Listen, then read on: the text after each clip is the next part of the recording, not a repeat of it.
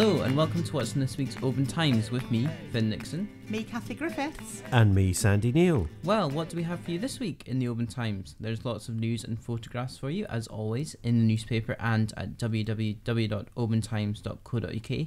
And remember that we are also happy to hear your stories and see your photographs. You can call us on 01 631 568 000, email editor@obantimes.co.uk, or drop us a message on Facebook, Instagram or Twitter. Kathy, what stories have you been finding out about this week? Well, a hotel on Iona has removed its history sign after claims that the former manse building has links to plantation owners in America who profited from slavery. St Columba Hotel wants to do the right thing, of course, and is now waiting to find out the full facts with the help of local historians, and has also asked the Free Church of Scotland to investigate it too. Lismore Community Trust has unanimous backing to look at buying the island shop and post office as a community enterprise. The 100% yes vote was won at a long public meeting in the Island Hall last week.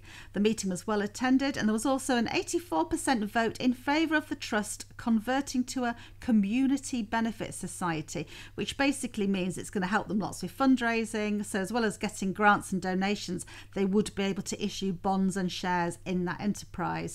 And excitement is already building over Oban's turn to host next year's Royal National Mòd.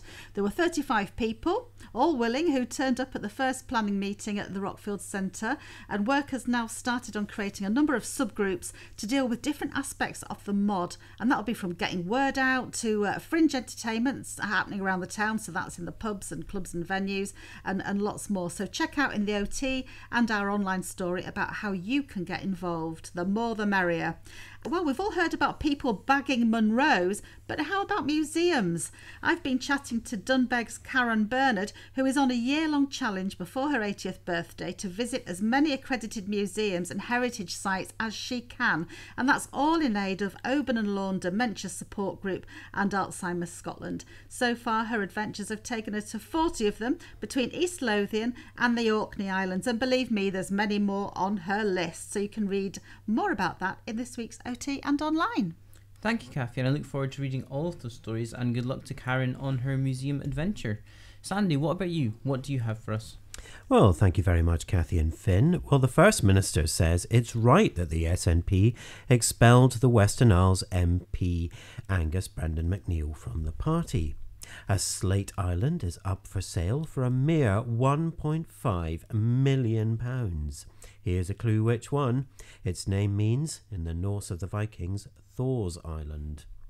A fish farm company is poised to apply for a transformative salmon farm on Loch Linnhe while awaiting an appeal to build one in a national park on Loch Long. Campaigners, though, have set up a group to try and fight it.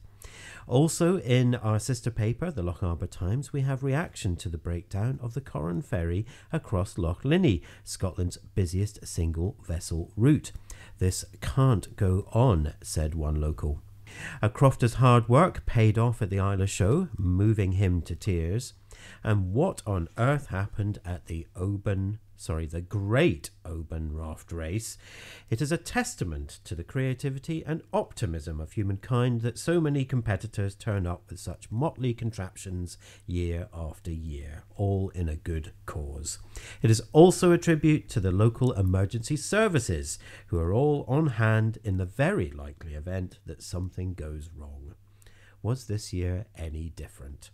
It was also nice weather for ducks, but what did the town's native mallard population make of the charity duck race run by Oban's Rotary Club? You can find out all that and much more in this week's Oban Times and Oban Times. Thank you, Sandy, and it's been another busy week in the sport, especially in the Shinty, where Oban Camanachd defeated Lovat to reach their third major final this season, progressing to the final of the prestigious Tulloch Homes Camanachd Cup. There were also strong showings from Lochside Rovers and Oban Celtic's seconds team, which you can read about in our Shinty Roundup. Also, a huge well done to Lane Chambers. The North Argyll cyclist is recovering after completing the transcontinental race, covering 3,703 kilometres across Europe and finishing 27th after being hit by a motorbike during the race that involved cycling for 19 hours per day. Closer to home, Oban Lorne enjoyed some perfect preparation at the weekend in a pre-season competition as they gear up for September's Amateur Rugby World Cup in France. In golf, Bob McIntyre will be hoping to make a successful return after the British Open, as he chases his dream of appearing at the Ryder Cup when he tees off in Northern Ireland this week. And a massive entry of 36 pairs descended on Dalriac Road Green in Oban to take part in the Oban Carpet Services Open Pairs competition last week in the bowling. And Dumbarton Father and Son team swept away the opposition, but Oban Pairs also performed strongly. So, as always, you can read all of our other sports stories and the latest news from Oban and Argyll at www.obantimes.co.uk or by picking up a newspaper in local shops and petrol stations. We also love hearing from you, so if you have a story, get in touch. You can call us on 01631 568 000, email editor@obantimes.co.uk or drop us a message on one of our social media platforms. For now though, thank you for listening, and it's goodbye from me, Finn Nixon. Goodbye from me, Kathy Griffiths. And goodbye from me, Sandy Neal. Bye. Bye.